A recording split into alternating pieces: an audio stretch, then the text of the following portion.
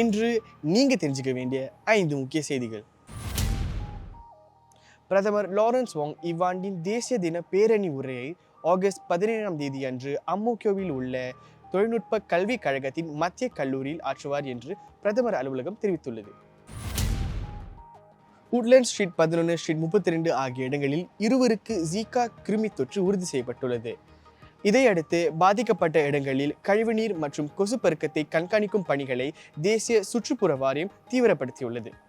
Zika நோய்க்கான அறிகுறிகள் இருந்தால் உடனடியாக மருத்துவரை நாடும்படி பொதுமக்கள் கேட்டுக்கொள்ளப்பட்டுள்ளனர்.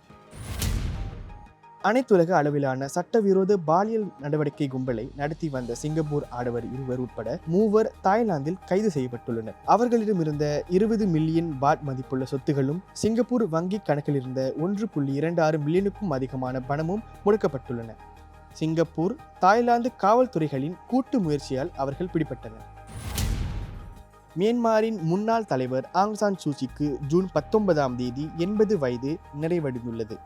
இராணுவ ஆட்சியாளர்களால் சிறையில் அடைக்கப்பட்டுள்ள அவரிடமிருந்து ஈராண்டுகளுக்கு முன் ஒரே ஒரு கடிதம் மட்டுமே கிடைத்ததாக பிரிட்டனில் வசிக்கும் அவரது மகன் கிம் ஆரிஸ் கூறினார்.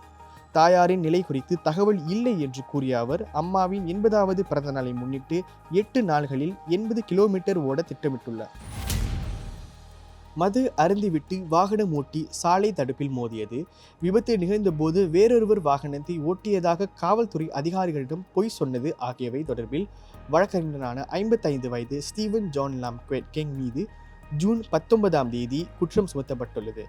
இந்த வழக்கு ஜூலை 15ஆம் தேதி மீண்டும் விசாரணைக்கு வரும். மேலும் இது போன்ற செய்திகளை உடனுக்குடன் தெரிந்து கொள்ள தமிழ் முரசுடன் தொடர்ந்து இணைந்திருங்கள். தமிழ் முரசுக்காக நந்தன் சிவபிரகாஷ்.